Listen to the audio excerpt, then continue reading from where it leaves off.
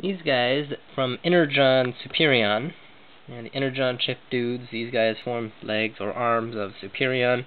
These are the A10 style guys.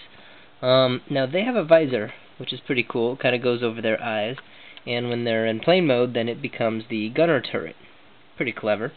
But then it folds back when in their robot modes. You can still see their eyes and whatnot. Now, it's just plastic that's clipped onto it, and mine, especially on one of them, kept falling off. So I actually pinned it. So now you can see right there, there's a hole where I pinned it on one side. The other side doesn't have the hole because I just went in through one direction. And so now that sucker's not coming off. Let me show you in a little bit of detail how I did it with this guy. So this guy's visor just clips on like that, right? And there's little holes on the side of his head, and it just clips on. And that's this mold itself. I think it was just bent too far this way on the mold, and I tried bending it back to fit on, and it just kept falling off, and I didn't want to lose it. So this is what I did. I took a straight pin, which is like a regular sewing straight pin, kind that you push inside to hold your stuff in place. And I measured the distance for it, and I cut off the pointy. Well, no, I didn't cut off the pointy side yet.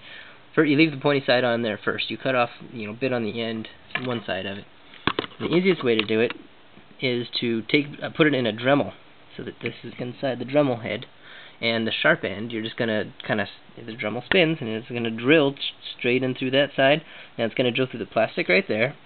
There's a little bit inside of his head there, and a little bit there, because the whole head is actually hollow, and then it's going to come out the other side. Now you just got to make sure to try and measure it for how long you want it to go in, and only put it that far in to the Dremel.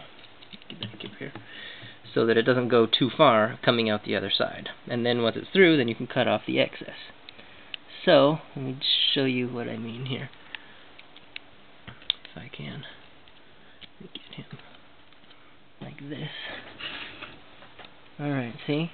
So you take the Dremel and you're just going to be pushing it in on one side there. See that? So the pin goes in, and then it's going to go into the hole. Now, I already drilled the hole in this one and took it out so I can show you. But once you Dremel it in, you don't really need to take it out again. And it's just going to go all the way in, and it comes out the other side. You can kind of see it right there. See? Now I'm going to push it in. Luckily there's a little bit of a groove type of thing, so I can just push it in the rest of the way on this side and make it flush. And now it's holding on the other side too. Push it in a little further. There we go. And then of course you can super glue it if you want. But then it makes the visor so it doesn't come off. Yay! There you go. And there's many of different things like this with Transformers, where it's just a piece of plastic that's held on the outsides. I can't think of any off the top of my head right now that I've had problems with where I need to do this with those. But I'm sure there are quite a few others that might bug other people. You can do this exact same type of thing.